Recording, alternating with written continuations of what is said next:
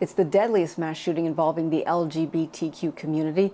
Tomorrow again marks 5 years since that lone gunman attacked Orlando's Pulse nightclub. Our correspondent Stephanie Bertini is live at the scene of where it happened. Good evening, Stephanie. Good evening, Laverne. The faces of the victims are all around Pulse. It was a place people came for a good time. Now it's a reminder of how much has changed. It doesn't get better, you get stronger.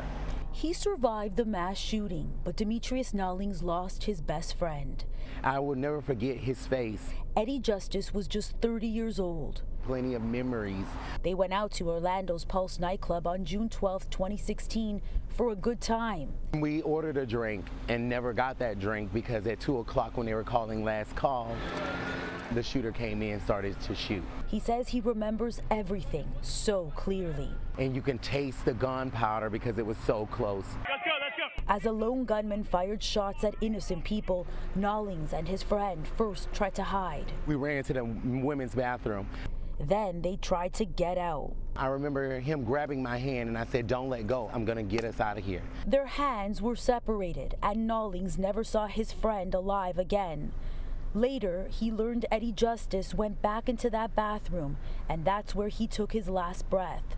49 people were murdered, more than 50 others were hurt. Countless lives forever changed.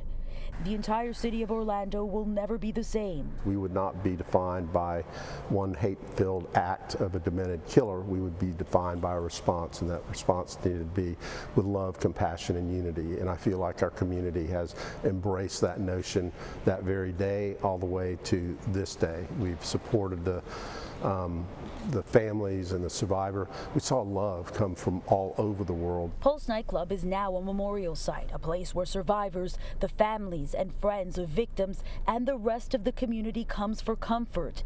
As the years go by, for Nolings, coming here doesn't get any easier. This place, even standing here, makes me sick. It does something to me. A part of me was left here that night. How do you live without Eddie? I'm living. And reason why I'm living is because I think my best friend would want me to continue to mention his name, that he didn't just die in a bathroom at a nightclub, or he wasn't just a gay man.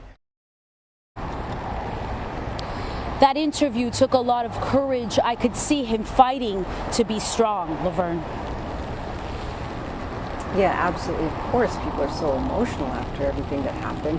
Stephanie, can you tell us what's expected tomorrow when we officially hit the 5-year mark? So we expect a large crowd here at the site, Laverne. You can feel the emotion in Orlando right now. Yesterday, today, I'm sure tomorrow will be the worst day. We're told crowds are expected to remain here overnight as they mark that 5th year to the minute. I'm reporting live. I'm Stephanie Bertini for BNC. All right, thank you so much for that report, Stephanie.